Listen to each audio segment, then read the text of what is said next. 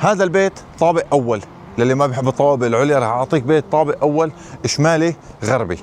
شمالي غربي، 4 غرف ومطبخ ومنتفعات ومساحه 140 متر. طابق اول، شايف هذا هو. البلكونه الثاني هي ما لها علاقه، هي البلكونه، هي البلكونه للبيت هذاك. تمام، بعطيك هاي البلكونه. الكورنيش بعيد عنك 100 متر، كورنيش بعيد عنك 100 متر. شايف هذا شارع العشرين، هذا شارع العشرين. انت هلا بقصور شعيب. شايف البناية؟ البناية عم تتختم باجمل تختيمات، ما شاء الله تبارك الرحمن. شايف ما اجمل البناية؟ فخامي معلم. خلينا نفوت على البيت هلا نشوف الباقي. يلا، انا فرجيتك البناية من برا، فرجيتك الطابق الاول.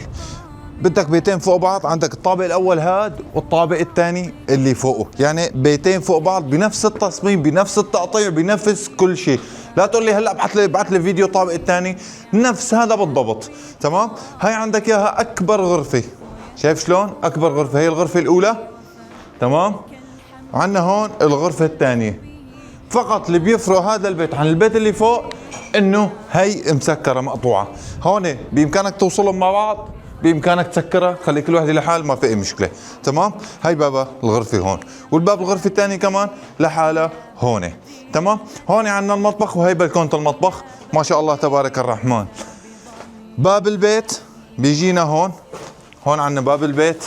اول ما حنفوت هون في عندنا التواليت والحمام مثل ما انكم شايفين. بنيجي لهون، هي الغرفه الثالثه. تمام، ما شاء الله تبارك الرحمن. بنيجي عندنا كمان غرفة النوم، وشوف هاي بإمكانك تعملها غرفة سجاد. شايف شلون؟ مساحتها كبيرة، يعني الكاميرا يمكن تبين صغيرة. تمام. غرفة النوم بإمكانك تلعب فيها كيف بدك، يعني بإمكانك تعمل بدل ما تجيب خزانة من خشب، بإمكانك تعمل غرفة تياب. بدل ما وينك تروح الحمام هنيك، بإمكانك هون تعمل حمام خاص للأبوين. تمام. بامكانك تعمل عندك هاي المساحه، فساحه هون كبيره. غرفه النوم كبيره، يعني حرفيا هدول بالاساس هن غرفتين، والغرفتين موصولات على بعض. بتريد تعملوا غرفتين، بتريد تعملوا غرفه، اللي بدك اياه بصير. تمام. سعر هذا البيت 75,000 دولار وبازار. تمام. والبيت اللي فوقه كمان 75,000 دولار وبازار، يعني البيتين مع بعض 150,000 دولار وبازار.